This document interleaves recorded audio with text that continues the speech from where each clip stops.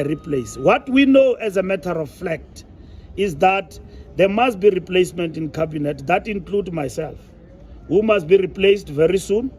Very soon in terms of cabinet position, because I'm going to resign. So my party is guiding me in terms of when that resignation will happen.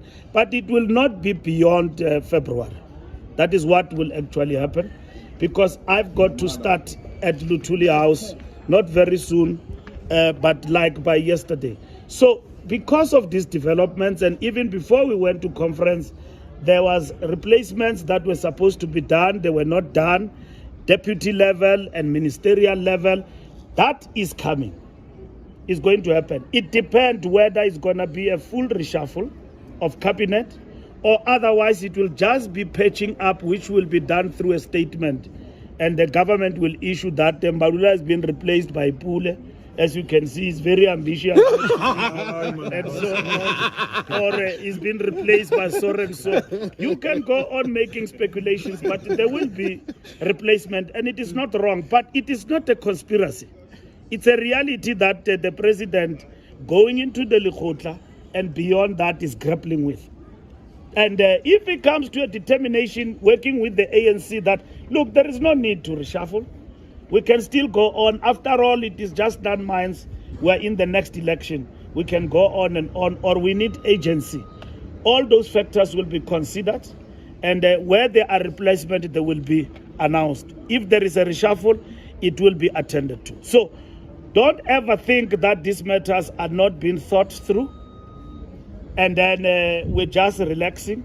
And at some point, I use an example and I say, we are going to December. If the president is not looking at these matters, he will be reckless. Because he's got to look at the team he's got. Is it taking him somewhere? And what does he need to do? And he might actually come on empirical evidence to a different conclusion, because these things are not just done. And you don't just replace people in government on the basis that they did not appear. Resignation letter, it will be tabled with the president, and the deputy president will discuss with the president. It doesn't come to Luthuli House. What will come to me is his resignation in parliament. And then replenishment of lists. We are replenishing lists. But we don't do national to national. We are replenishing lists in terms of our provinces. And some of the MPs have resigned and all of that. And that replenishing of list will also include our deputy president going into parliament and so on. And maybe with the possibility that he will be appointed or not even appointed. So the ANC will make that determination, whether we replenish the list to include the deputy president or not, and so on and so on.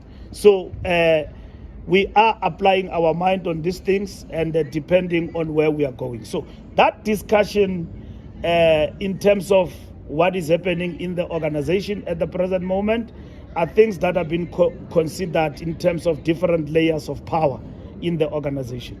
But this is a first encounter of the National Executive Committee post the national conference.